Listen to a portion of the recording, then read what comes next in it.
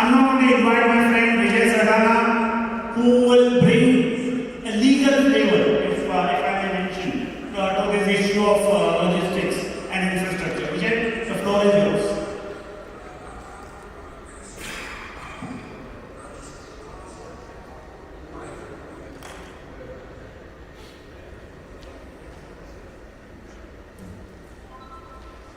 Namaskar and good morning to all of you.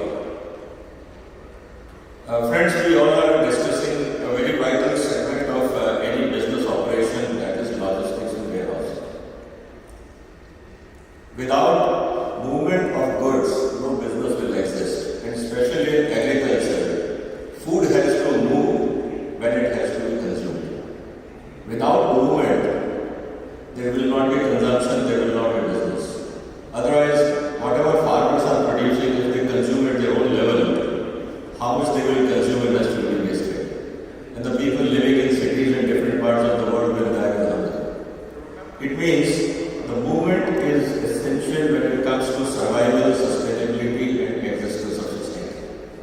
And that was one of the challenges when we had during COVID lockdown, that one of the biggest challenges around the world was the movement of food was stopped. And that led to entirely a new paradigm, that if this happens again for some reason, what will happen to the world? And that is why around the world, even during lockdown, the food movements were exempted. And that also led to an entirely new domain, that are we planning our logistics and warehousing properly, or we are still talking about globalization and no need to have a sustainable supply chain justification. And I was involved in a couple of projects, and 3 were international projects where FAO and UNDP were helping developing and underdeveloped countries how to relook into logistics and warehousing. Suppose there is another outbreak, and it is not unlikely. The reason is that society overall around the world is aging. New form of diseases are emerging, and then we are talking about global warming. So the life is not going to be same the way we had experienced in the last couple of years. So what I am going to cover today with you all is some of the important new dimensions which are emerging just besides, if I saw beyond handling issues which we talk about logistics, loading, unloading, transportation. That is today one of the fundamental issue of logistics, but how to ensure sustainability, and that is extremely important for all of us. Now friends, what is becoming extremely important, there are 2 dimensions of in today's world about logistics and supply chain, and especially warehousing. First is supply chain security itself. The integrity of supply chain, for example, if you are dispatching a container, it should reach the destination at a given time. That is one fundamental expectation any person who is handling logistics, one is expecting. Because of digitization, another dimension which is becoming extremely critical and crucial is the cyber security of logistics. Because everything is today connected through internet and through digital technologies. Imagine if there is a system which is not working, or there is a hacking of a system and database is deleted, how you will know which container should reach where? So today the problem is the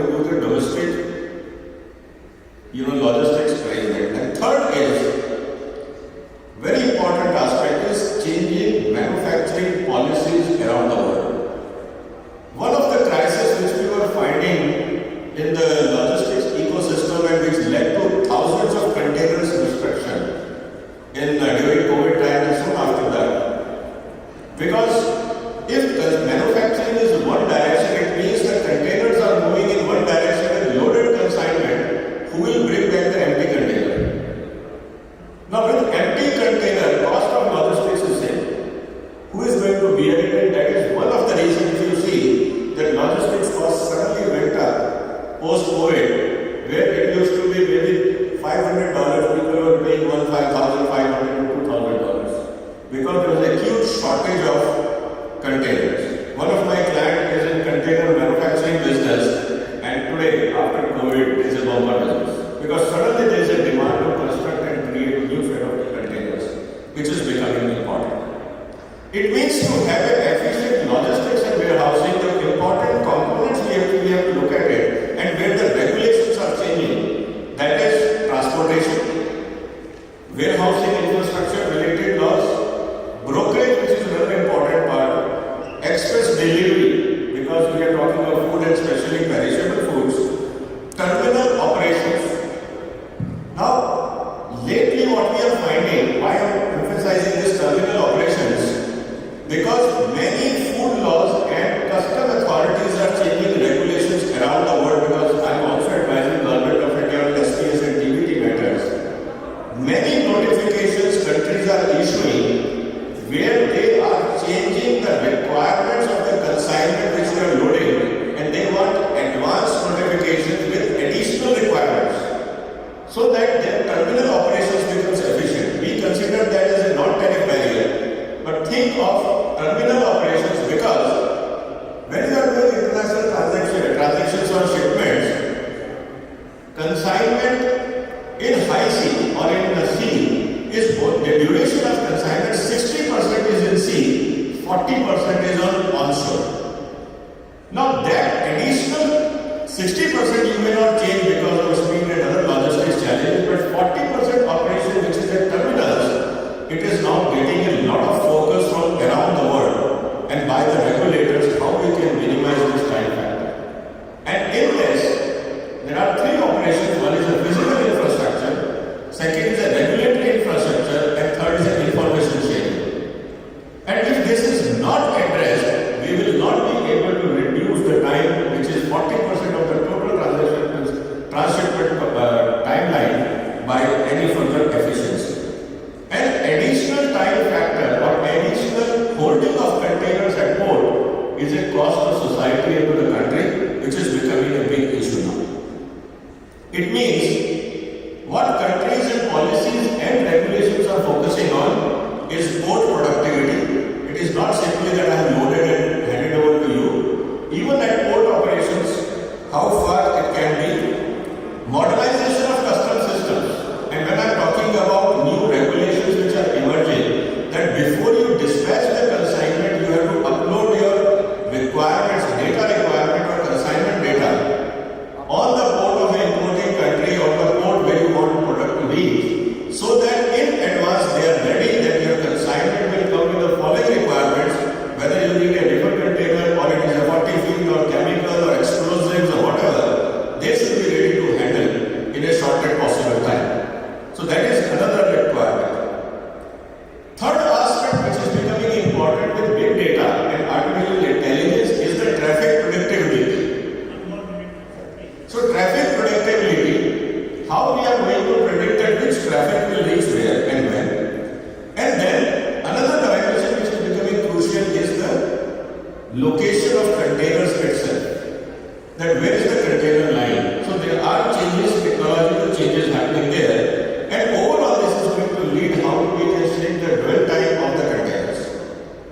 See, it means one aspect is policy makers, but one of the biggest expectations is the user of logistics and warehousing must also gear themselves up for how to handle the new challenges. And while doing it, the biggest concern which is emerging is the environmental sustainability. And when we are talking of environmental sustainability, there are three things which are becoming important. One is less carbon intensive operations. It means, are we following the shortest route? Are we having the least time in the process? Can we have a better utilization of capacities? And overall, the focus of the new regulation in logistics is decarbonization, digitization, and sustainability. And there is a lot of pressure on the users, means people like us, those who are users of the logistics system, to upgrade ourselves and rely on the new regulatory environment. So this is in brief, I wanted to share with you how things are likely to change in logistics environment in coming days, and we should be ready for it. Thank you. Thank you. Thank you very much. For sharing the words of wisdom, but just 1 minute, need to bear with me. I know you're racing against time, so am I. But because some very senior person like Dr. Patnaik is here, I'm asking one probing question. I have actually some vital statistics relating to warehousing, but I'm not going to that. Sir, your thoughts on electronic warehouse business? Thank you, Chandrasekharji, for inviting me to yet another dimension of the warehouse. That is the introduction of the electronic warehouse receipts in our country. We started with the introduction of an act in 2007 and establishing an authority called Warehousing Development and Regulatory Authority, which means every warehouse which wants to issue an electronic warehouse receipt has to be registered with the regulator. Today, fortunately, we have got more than 3,500 warehouses across the country registered with them. What is this electronic warehouse system? It is exactly like I say in a DMAT form. The receipts are no more physical. It's all digitized. It's created by a repository. The authority has instituted 2 repositories, and they issue the warehouse receipt in digital form. And those warehouse receipts are converting the commodity to bankable assets. So a farmer or a trader can obtain raise finance against those receipts from banks. These receipts are traded in the commodity exchange, future exchanges. It is also integrated with the ENAM, National Agriculture Markets. So it's better price discovery to warehouse receipts, and that's the huge dimension. And the government's endeavor in that is bearing fruits in the sense the farmers are able to realize higher price, better prices for the commodities. Thank you. Thank you, sir. Thank you very much. I want to thank my 2 of my colleagues for their sharing of knowledge relating to logistics infrastructure. Thank you. Thank you very much. We invite you all to get some e-momentors all in the front. Mr. Chandrasekhar, you will hand over the e-momentors with a lot of respect to our esteemed panelists. Yeah, first to Mr. Vijaysardana, please. Big round of applause. Thank you, Vijay, for your participation. And then to the very, very senior and famous Dr. Koo App. Thank you, sir. All 3 of you for a good picture. Together for a good picture, please. Thank you. Ladies and gentlemen.